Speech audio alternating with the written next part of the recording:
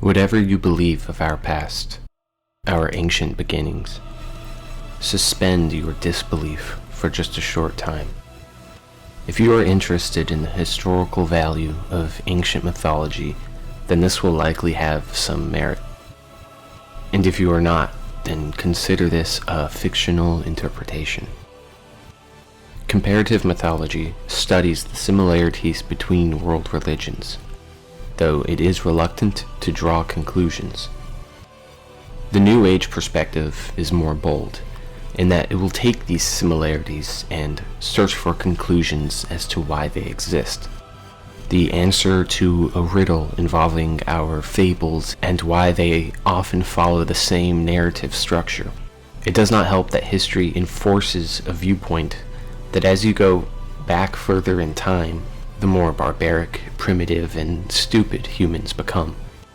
Our specialties change, that is for sure. We cannot claim to be better at skills we no longer use, nor can we claim to be superior because we've evolved past the need for those skills. That doesn't make us more advanced, just a little different.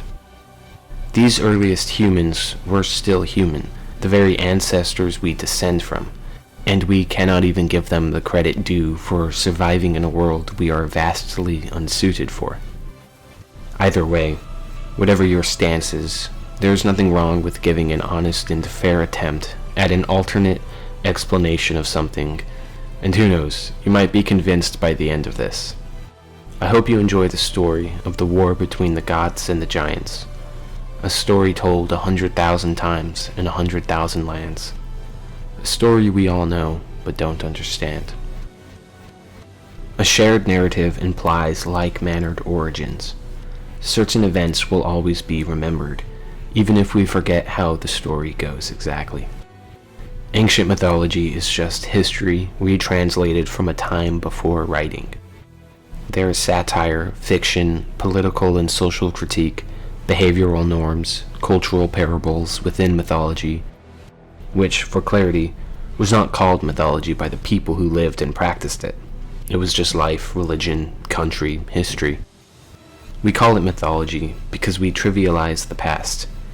We cannot fathom our own lack of understanding in religions so intertwined with everyday life and all life's mysteries that we have to call them myths.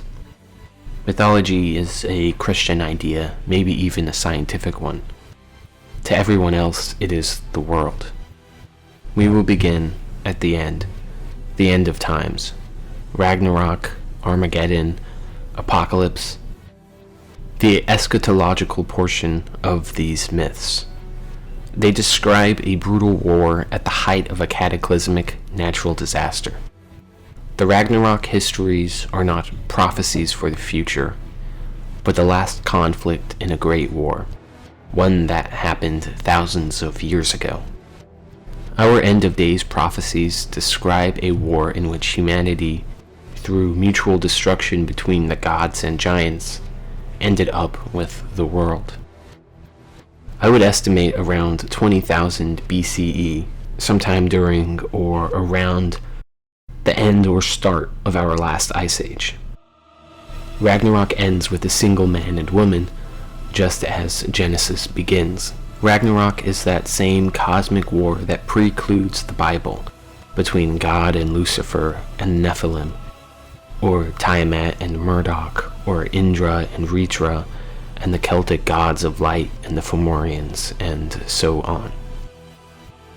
Ragnarok is the end of the war, the finale in a long struggle involving gods, giants, humans, and beasts.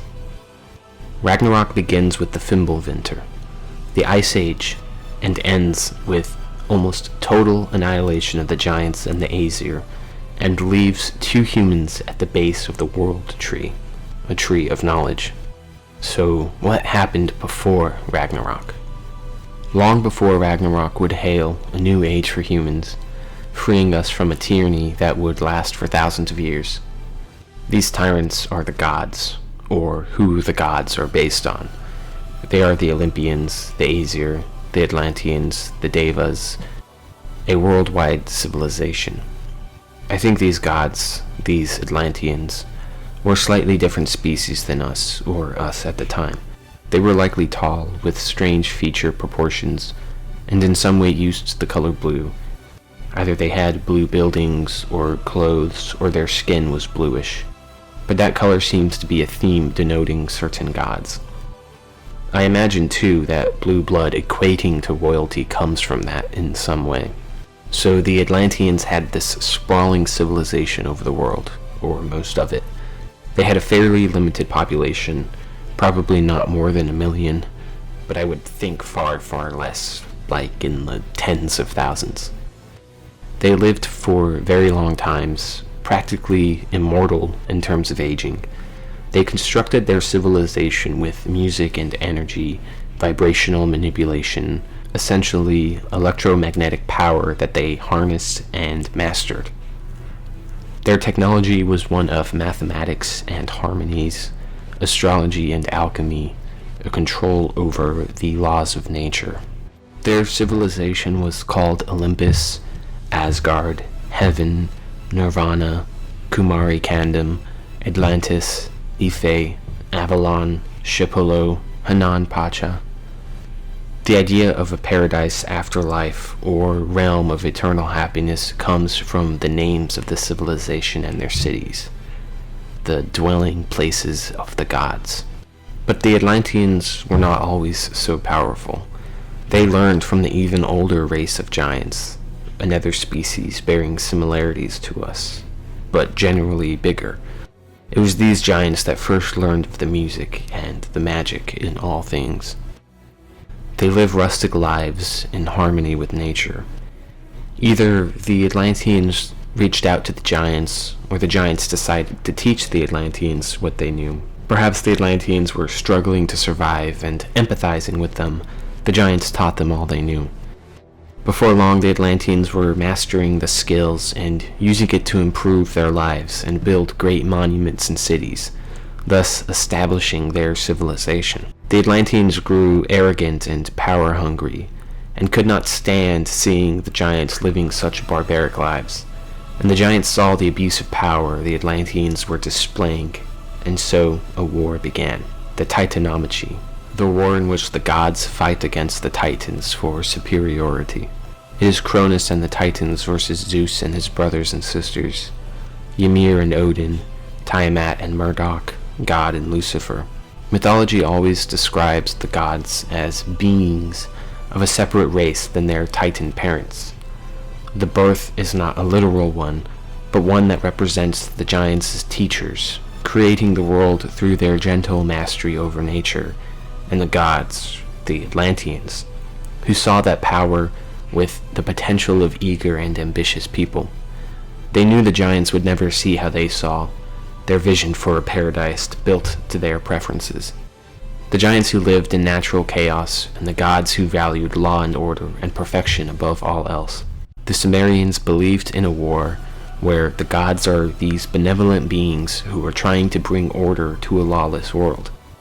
The evil in the Sumerian mythology, and this rings true for every other gods of light versus chaotic evil, are depicted as nature, beasts and creatures and giants.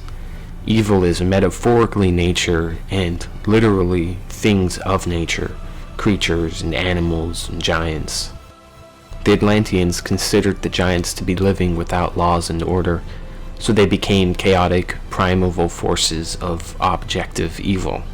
The giants were hunted and driven out into Hades, Niflheim, Hell, Naraka, the Netherworld, Agartha, Yomi.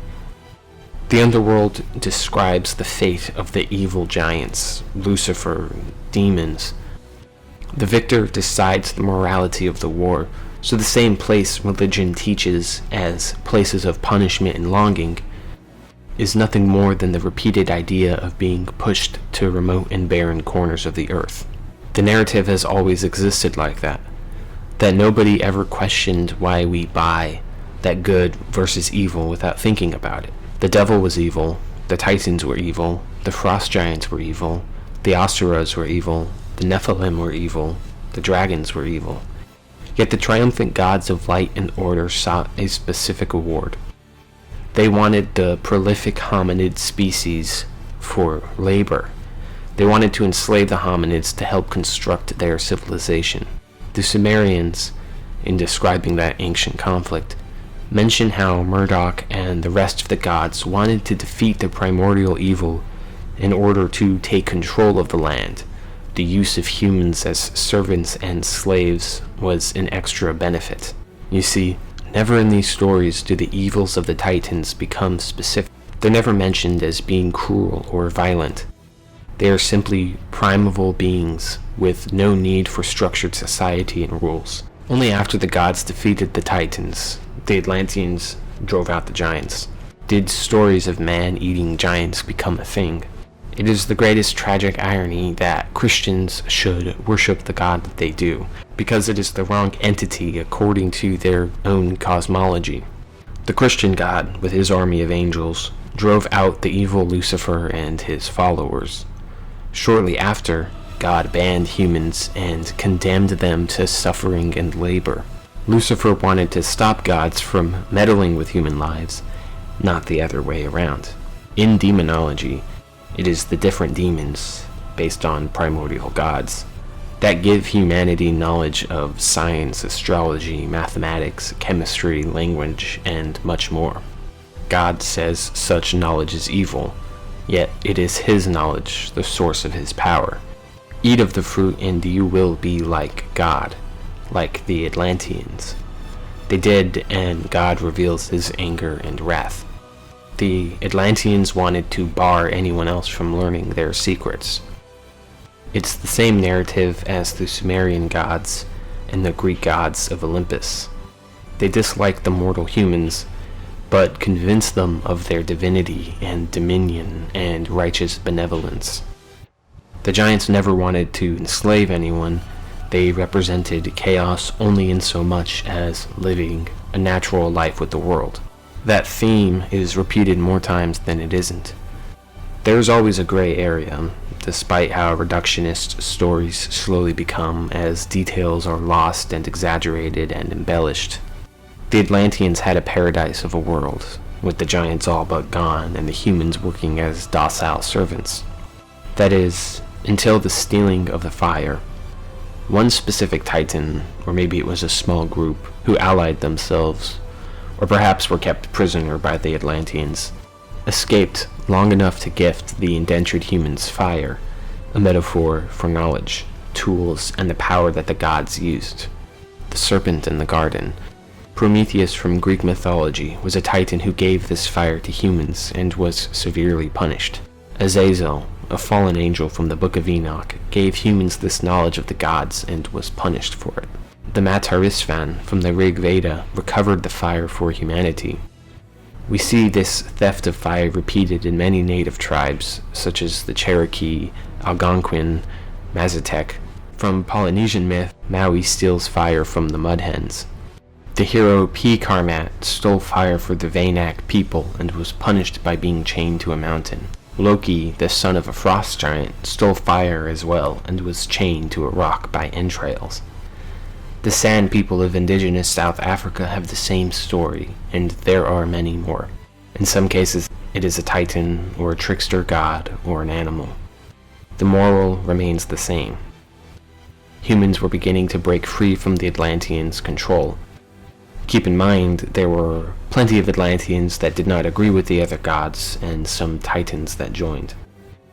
I also believe any of these three races, the giants, gods, and humans, were all compatible with each other. Tales of demigods or Nephilim or some combination are vastly popular. The gods, certainly figures like Zeus and Poseidon, were constantly having human relationships, often forced. So I think it's important to understand that there are not necessarily huge differences. The giants could easily just have been 2 or maybe 3 meters tall. The gods probably had some distinct feature that separated them visually from our hominid ancestors and Homo sapiens. But species-wise, they were compatible and bloodlines were already mixing a lot. You have demigods who joined the Atlanteans and gods who sympathized with the servant humans. Amidst the growing complexity of the political structure of the Atlanteans and the ever-increasing knowledge of the humans, and a remaining group of giants who still saw the Atlanteans as a perversion of nature. There were probably signs, prophecies, and warnings that a never-ending winter was approaching. There are certain events of the Earth's cycle that will unlikely ever be fully understood or tamed, and it's also possible that the Atlanteans were attempting something, maybe trying to stop the Ice Age, or some calamity, or just abusing a power they didn't fully comprehend. But the Earth went through a number of things around 20,000 years ago. The Flood, a common motif in our religions and mythologies, I would think was caused by a major electromagnetic event, such as the poles flipping or a power surge of some sort, as there is evidence of this from tree fossils growing in bizarre ways during certain years around that time period. Then the Ice Age comes, and a war at the same time, the giants taking advantage of the weakened Atlanteans. Ragnarok was a destructive war. Both the Atlanteans and the giants were nearly extinct. Any homogeneous Atlanteans or giants at this time were few and far between. The closest to true Atlanteans were the demigods and their children. With the ice melting and the war over, humans found themselves alone, with only their stories and the knowledge of the history that would define each culture and religion. Humans before the Ice Age even began were already on every continent, and more archaeological evidence is supporting this. Structures that predate human civilization is a taboo subject, and any evidence is swiftly labeled as fringe and discarded and locked away somewhere in the recesses of stuff like the Smithsonian basement or the Vatican archives. If we were to read about World War II 20,000 years in the future, with vague picture references and many translations and interpretations of a part of a whole story, it would become a legend, mythological and with incomprehensible machinery and weapons. Such it is with our current mythologies. The divine weapons of Hinduism, or the chariots of the Greek and Egyptian gods, or the Anunnaki, are not aliens with similar technology as we have today.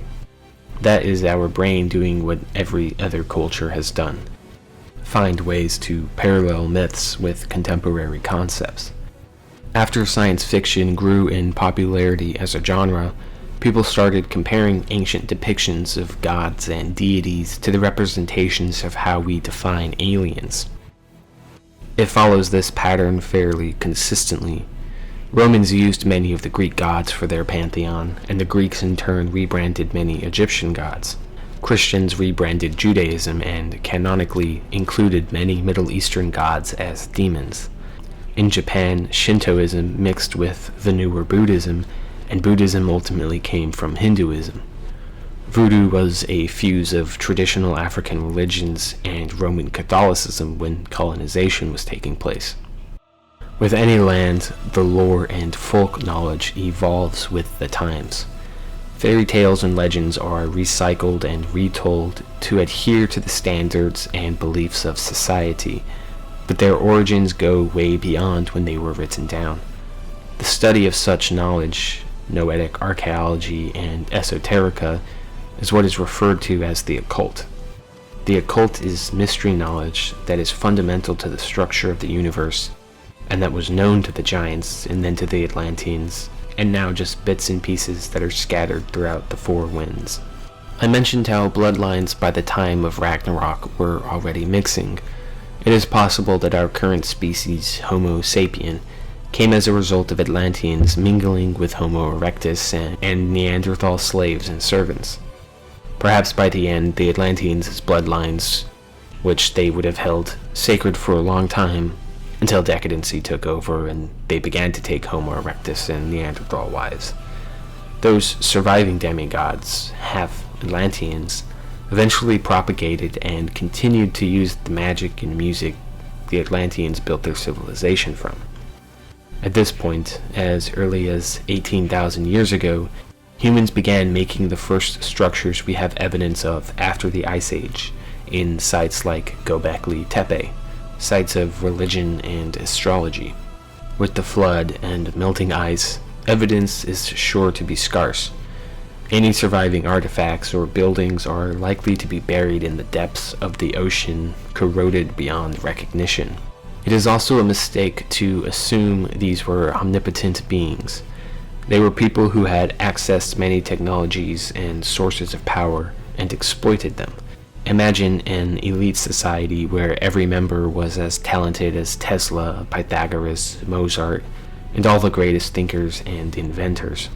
It is not a fantasy of super-conscious beings or aliens from another world or dimension. Evidence is surmounting that giants existed, that civilizations existed that predate Stone Age humans. Tragedy, war, and calamity altered the world, and from it came humans with tales and stories of paradise lost, cosmic wars, endless winters, and terrible floods, weapons of destruction, and capricious gods.